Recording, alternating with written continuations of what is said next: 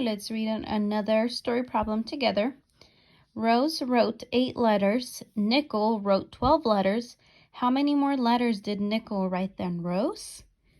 So this time, guys, we are talking about two different people. We are comparing how many letters Rose and Nickel wrote, and we want to know how many more letters Nickel wrote than Rose. So we're going to have to set up our tape diagram a little differently this time.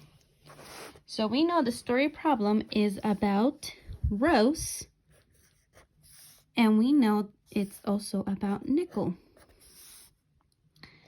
So to begin with our tape diagram, we're going to give them the same amount of tape. Now let's go back to our story problem and decide who gets the more tape. Rose wrote 8 letters. Nickel wrote 12 letters. Who wrote more? Nickel wrote more. So we are going to give him the more tape. Now let's go back and fill in our tape diagram. So we know Rose wrote 8 letters. We know Nickel wrote 12 letters.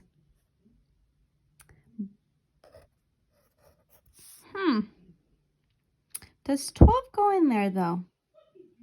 If these two tapes are the same, can this one be 8 and this one be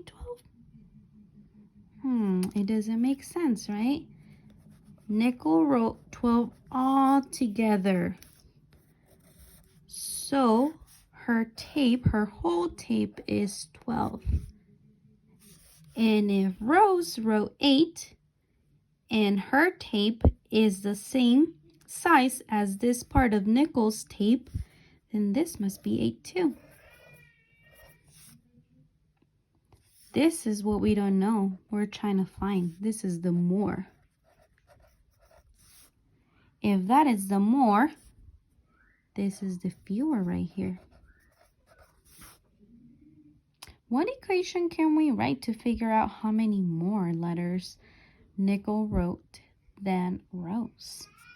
Well, we can write 8 plus box equals 12.